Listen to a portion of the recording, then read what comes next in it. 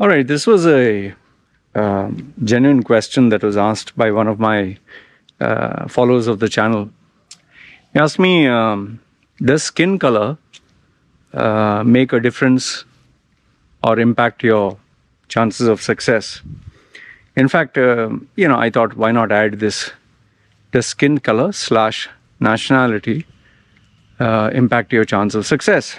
Now, before I give you my thoughts, feel free to comment down below, and you can agree, you can disagree. All right. Now, let's get one thing out of the way. Does racism exist on our planet? Yes. Are there people who are racist? Yes. Are there countries that favor a certain race, nationality, religion 100%? Like this, is life unfair? Of course. Okay, so let's get that out of the way.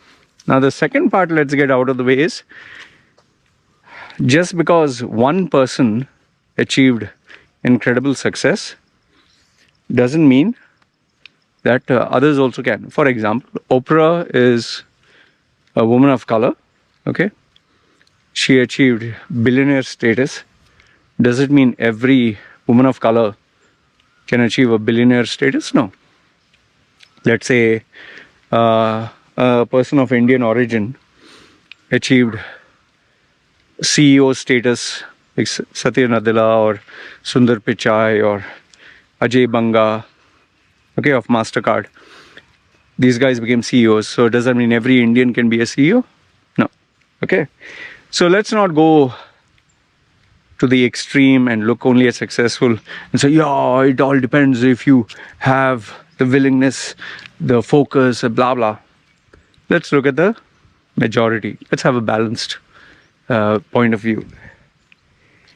Now, where your skin color and your nationality becomes an issue is when the person that you're dealing with, who is a decision maker, makes it an issue. Or the country where you are applying for, or the company that you're applying for them, they think that someone who is a Western passport holder or white skin is superior to you. I'll give you specific examples.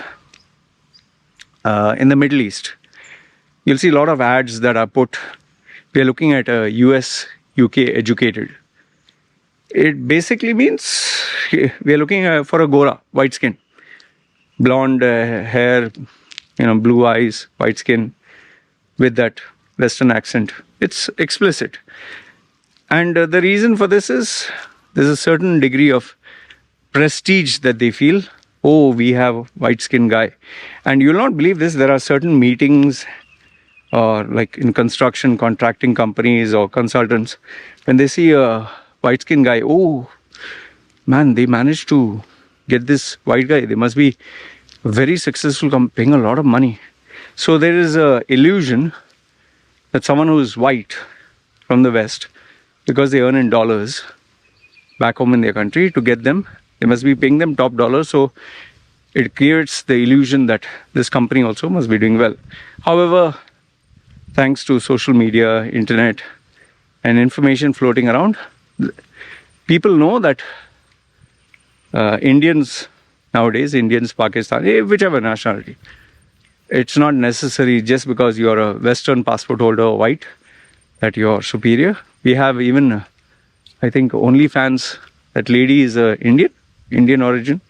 So a lot of Indians are making waves now. Obviously, our Indians, hey, India. Yeah, India's population is 1.4 billion. So obviously, it's like having one Pakistani and 1,000 Indians. If you have that ratio, obviously Indians will stand a better chance, right? So anyway, being an Indian passport holder, see, being balanced. Okay, so if your employer is racist or has racist ideologies, if the country has laws that says Western passport holder, no need minimum bank statements, no need qualification, nothing, just come, we'll give you a visa. But Indian, Pakistan, Bangladesh, you need to have $10,000 or $100,000 in the bank.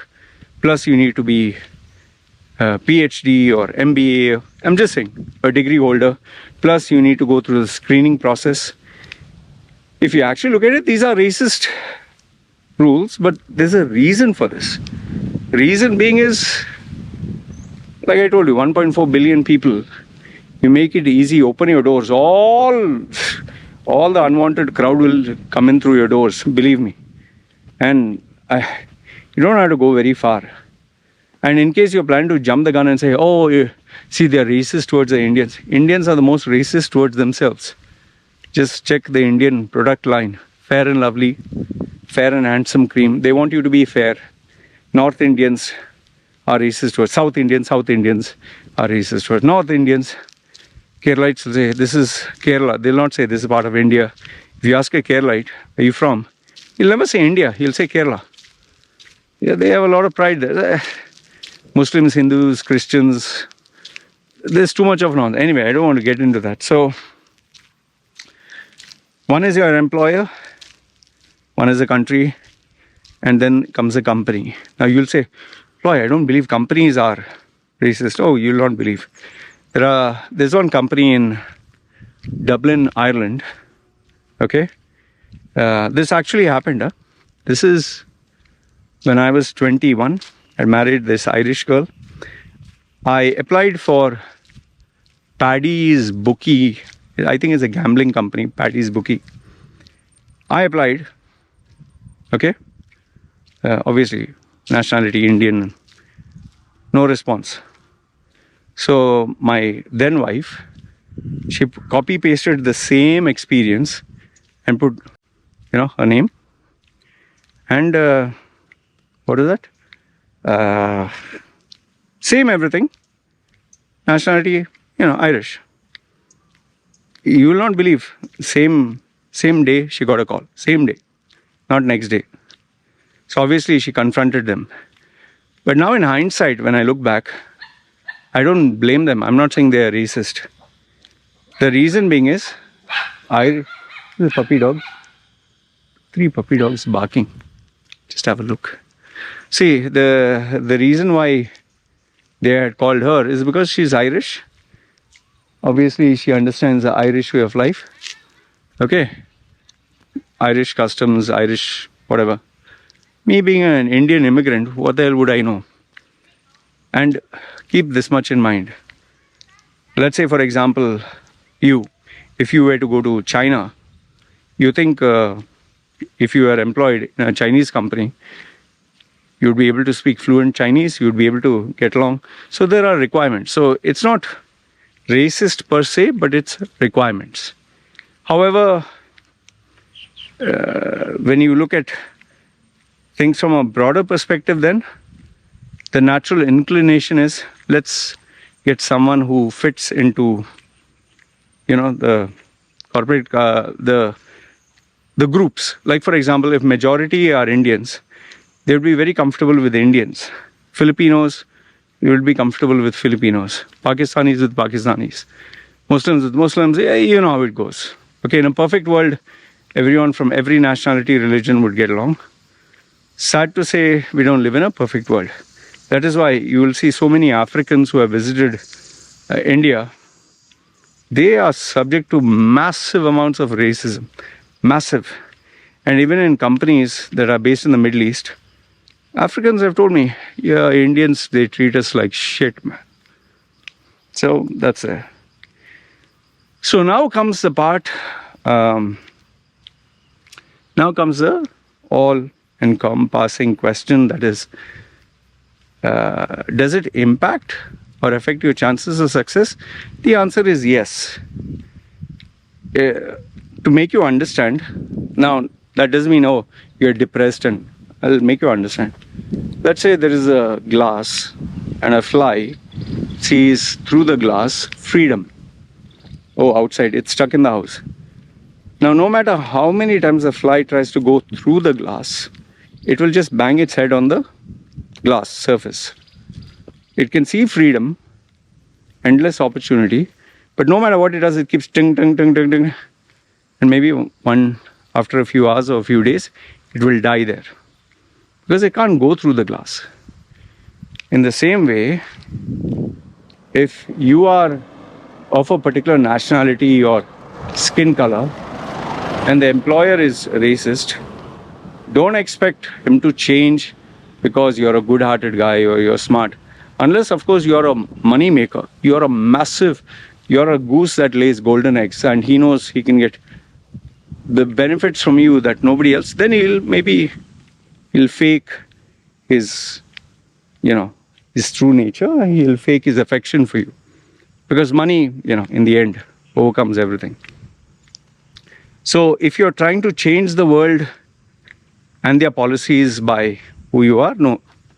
Rather, if you are intelligent enough to say, I can't change this guy, I can't change this company, I can't change this country.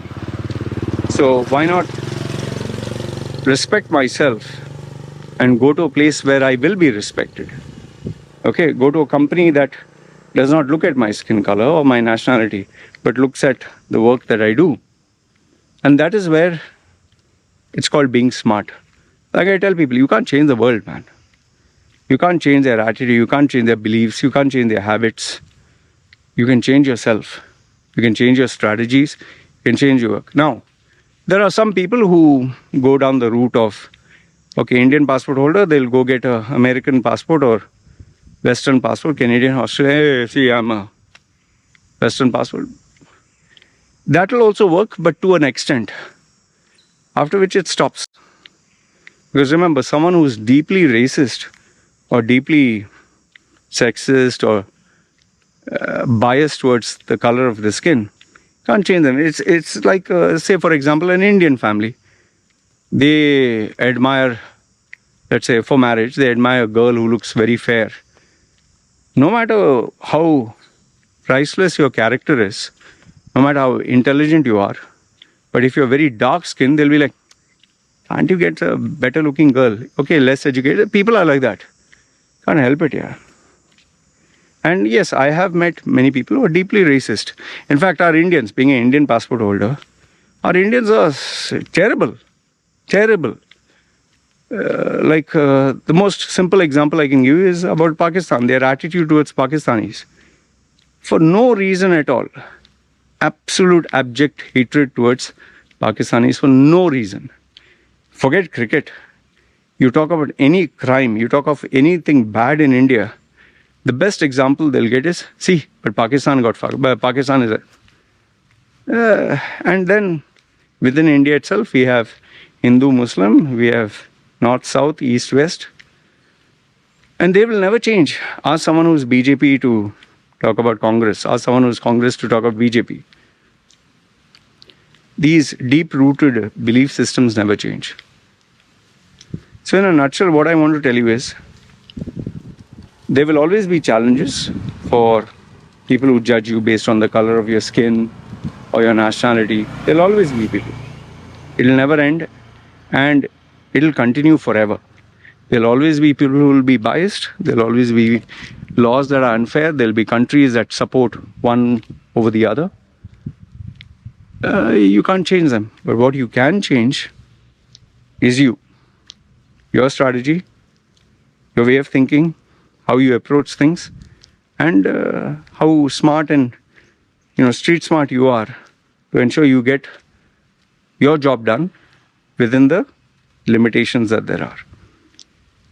So I hope this answers your question. And if I could leave you with one small piece of advice, I would just tell you this. Be so good. This is what my friend Dave Ross, he's a world champion of public speaking in Toastmasters. He told me many years ago, and today is my friend on Facebook. He said, be so good, so good.